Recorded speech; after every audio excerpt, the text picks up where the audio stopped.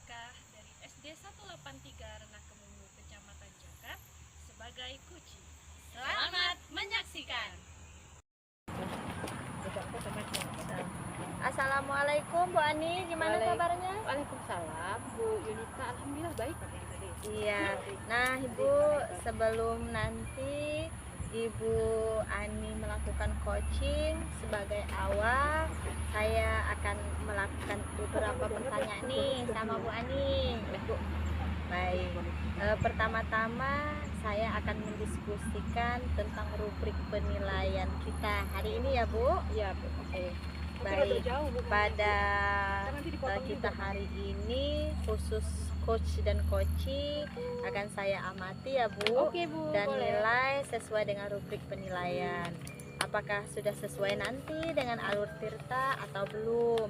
Kemudian bagaimana Ibu memberikan pertanyaan berbobot nantinya kepada coach Ibu, dan juga bagaimana coach tersebut merespon atau menanggapi pertanyaan dari coachnya yang hari ini Ibu Ani sebagai coachnya. Nah, jangan lupa disesuaikan dengan prinsip coaching, di antaranya kemitraan proses, kreatif, dan memaksimalkan potensi. Nah, pertanyaan pertama yang akan saya tanyakan kepada Bu Ani adalah kompetensi apa yang akan Ibu kembangkan nanti pada coaching kali ini? Baik Bu, untuk kompetensi yang akan saya kembangkan pada coaching hari ini ada 3 kompetensi Bu. Yang pertama pasti tentang apa ya Bu, kehadiran penuh. Yang kedua mendengarkan aktif, dan yang ketiga mengajukan pertanyaan berbobot. Mungkin itu dulu Bu. Iya, oke. Dari 3 kompetensi tadi, kompetensi mana yang nanti akan Ibu Ani kembangkan secara spesifik? Nah, untuk kompetensi yang ingin saya kembangkan secara spesifik itu mungkin yang pertama itu kehadiran penuh Bu, yang kedua tentang apa ya, mengajukan pertanyaan-pertanyaan yang berbobot seperti itu. Kemudian Bu Ani, indikator yang bagaimana yang diinginkan oleh Ibu Ani dalam proses coaching ini? Nah, indikatornya ya Bu, untuk indikator apa yang ingin saya dapatkan dari coaching yang akan saya lakukan adalah saya ingin coach saya, yang mana tadi coach saya tadi adalah Ibu Uun. Nah, itu mendapatkan solusi dari permasalahan dari permasalahan yang dihadapi, apalagi ya Bu, dengan cara penyelesaian masalah yang menurut saya itu memang win-win solution seperti itu Ibu. Baik. Mungkin itu ya Ibu, untuk pertanyaan prasupervisi kita sebelum Ibu nantinya melakukan coaching bersama Bu Uun sebagai coaching. Nah, nanti silakan Ibu Ani melakukan coachingnya terhadap coaching. Semoga nanti saat Ibu melaksanakan coaching, Ibu selalu mengingat hal-hal yang saya sampaikan tadi, dan selamat melakukan coaching ya Bu. Semoga mendapatkan hasil yang maksimal. Terima kasih Ibu atas kesempatan hari ini. Iya, sama-sama Bu Ani. Silakan lanjutkan. Assalamualaikum Ibu Ani. Bagaimana kabarnya hari ini? Waalaikumsalam Bu Un, alhamdulillah kabar saya baik hari ini. Gimana kabar Bu Un hari ini? Alhamdulillah saya juga baik Ibu Ani. Ada apa nih Bu Un, tumben-tumben hubungi saya? Gini Bu, mohon maaf tapi sebelumnya ya Bu, kira-kira Ibu sibuk nggak, ada nggak waktu untuk saya gitu? Sekarang ya Bu, sekarang saya lagi nggak sibuk. Insya Allah saya siap kok mendengarkan Ibu. Alhamdulillah Bu. Begini Bu Ani, saya ingin sedikit bercerita ya Ibu. Akhir-akhir ini murid di kelas saya itu kurang Bu antusiasnya dalam pembelajaran. Mereka itu bagaimana ya, jumlah muridnya itu kan banyak Bu. Lalu mungkin karena saya terlalu banyak memberikan PR, jadi 50%-nya itu anak-anak saya itu kurang antusias Bu dalam menerima pembelajaran. Oh, jadi menurut Bu Un, anak-anaknya kurang antusias. Nah, dari pertemuan kita sore ini, apa yang Bu Un harapkan? Begini Ibu, dari pertemuan kita pada coaching hari ini, saya itu mengharapkan adanya solusi dari permasalahan apa yang telah saya lakukan, apa yang saya rasakan, sehingga saya mendapatkan solusi dari anak-anak didik saya itu agar berantusias lagi untuk belajar. Oh begitu. Menurut Bu Un, hal apa saja yang bisa membuat murid-murid Bu Un itu kurang antusias dalam mengikuti pembelajaran bersama Bu Un? Kalau saya ingat-ingat kembali ya Ibu, hal ini itu menyebabkan murid-murid saya kurang antusias itu dikarenakan ini loh Bu. Yang pertama, pembelajaran saya itu sepertinya sedikit monoton. Lalu mereka itu merasa jadinya tuh bosan Ibu dalam mengikuti pembelajaran. Nah, saya itu terlalu dominan berbicara Bu. Jadi kurang saya itu memberi waktu bagi anak-anaknya untuk berbicara. Nah, yang kedua, saya itu tidak memberikan kesempatan pada siswa saya untuk berpendapat. Jadi kurangnya saya memberikan kesempatan anak untuk lebih aktif dalam pembelajaran. Begitu Ibu.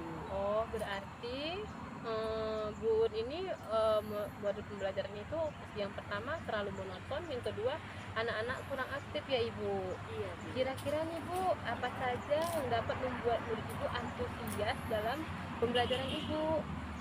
Menurut saya, murid-murid itu pasti akan lebih nyaman, lebih asik, lebih antusias ketika saya bisa membuat pembelajaran itu menjadi lebih asik gitu loh Bu.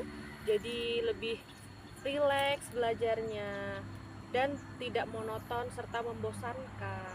Wah, saya sependapat nih sama Ibu. Lalu menurut pendapat Ibu, apa saja yang bisa membuat murid-murid Ibu bisa asik dalam mengikuti pembelajaran dan juga tidak bosan saat mengikuti pembelajaran bersama Ibu? Menurut saya seorang guru itu kan sebenarnya harus bisa memanfaatkan media atau metode pembelajaran ya Ibu. Nah, pembelajaran yang lebih menarik pastinya akan juga menambah atau kita mengetahui minat belajar dari siswa itu sendiri, sehingga pembelajaran itu bisa terpusat pada murid. Nah, lalu murid juga bisa kita minta secara aktif terlibat gitu Bu dalam pembelajaran. Kemudian guru juga bisa, kita sebagai guru itu bisa membaca situasi, bagaimana kondisi siswanya, bagaimana yang menyesuaikan pembelajarannya itu dengan medianya apa, metodenya bagaimana, strategi pembelajarannya bagaimana, sehingga nantinya juga saya akan menggunakan seperti game-game. Jadi pembelajaran itu lebih menarik Ibu. Oh, berarti itu dari segi pembelajarannya ya Bu, Ibu bisa menggunakan berbagai metode media. Lalu bagaimana mengenai tugas yang Ibu berikan kepada murid-murid? Kira-kira apa penyebab murid Ibu itu kurang antusias dalam mengumpulkan tugas? Kemungkinan ini Bu, mungkin saya itu terlalu banyak memberikan tugas-tugas kepada murid dan saya itu juga bagaimana ya, kurang dalam memberikan sumber belajarnya, media pembelajarannya kepada murid-murid yang lebih asik, yang buat mereka merasa nyaman. Seperti itu.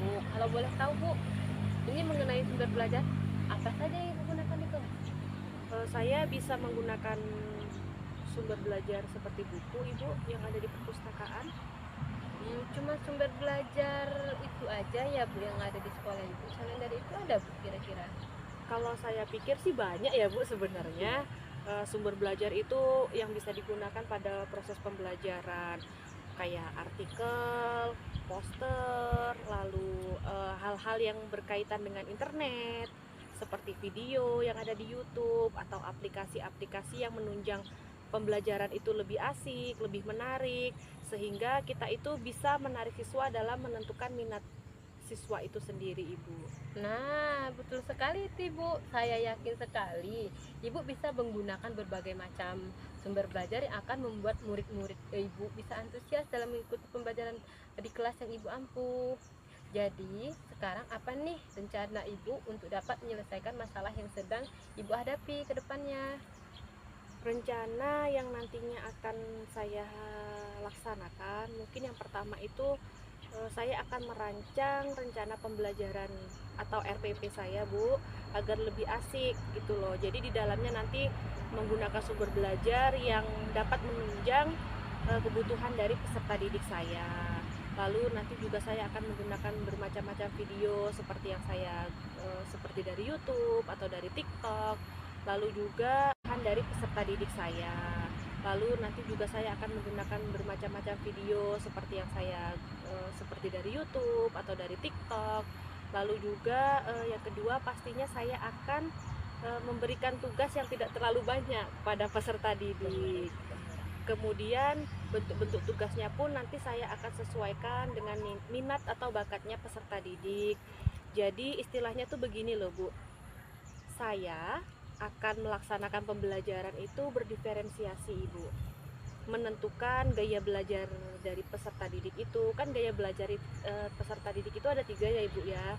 Ada video, ada audio, ada kinestetik. Nah, mungkin nanti dari situ saya akan menyesuaikannya, Ibu. Bagus sekali rencana ibu ke depannya, mudah-mudahan berhasil ya Bu.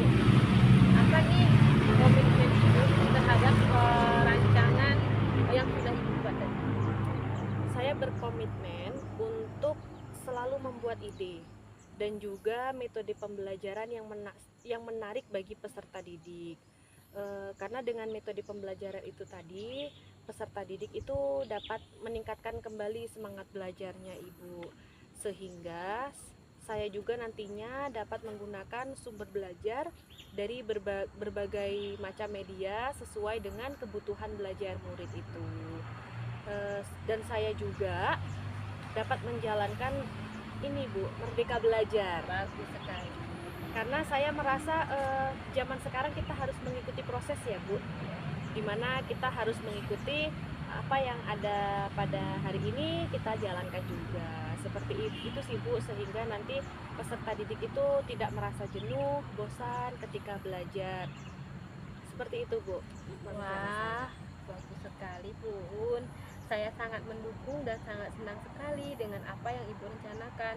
Mudah-mudahan semua berjalan lancar dan sesuai harapan kita ya Bu. Terima kasih Ibu Ani, karena Bu Ani sudah meluangkan waktu untuk saya, sudah mau mendengarkan keluh kesah saya, sehingga saya menjadi ini, Bu, lebih rileks, lebih plong gitu ya, Bu. Iya. Mudah-mudahan kita bisa ya, Bu, menjadi guru yang selalu dinantikan, dirindukan oleh murid-murid kita. Iya Bu Un, sama-sama. Nanti setelah dilakukan rencana ini, saya berharap Ibu Un masih bisa lagi bertemu dengan saya untuk menceritakan hasil dari rencana Ibu ini.